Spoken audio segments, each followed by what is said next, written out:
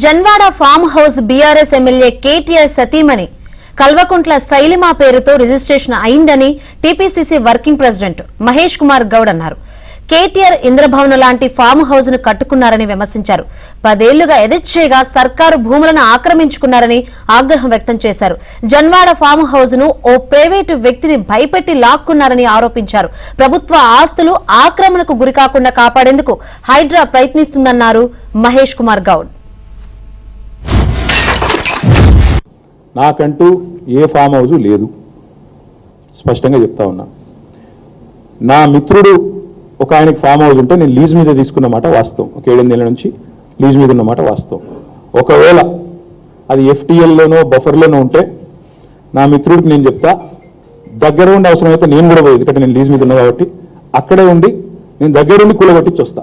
ఒకవేళ అందులో ఏమైనా తప్పు ఉంటే ఎఫ్టీఎల్లో బఫర్లో ఉంటే నేనే దగ్గరుండి కూలగొట్టించి వస్తా.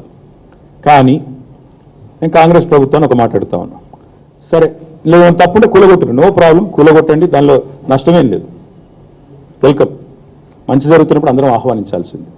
కానీ నేరుగా అక్కడి నుంచి బయలుదేరి నాతో పాటు రండి మంత్రులు, పెద్ద పెద్ద కాంగ్రెస్ లీడర్లు, ఎఫ్టీఎల్లలో బఫర్లలో కట్టిన రాజభవనాలు నేను కూడా తీసుకొని మీ అందరూ కలిసిపోదాం.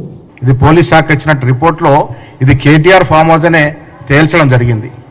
ఇవాళ నాకు కానీ నా కుటుంబ సభ్యులు కానీ అక్కడ ఆస్తులు లేవని చెప్తా ఉన్నారు. ఇక ఇన్ని సర్వే నంబర్లో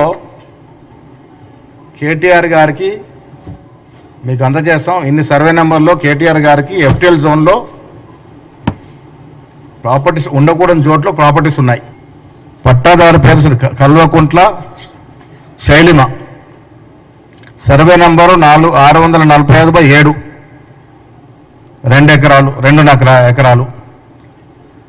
మళ్ళీ 645/6లో 2.5 ఎకరాలు.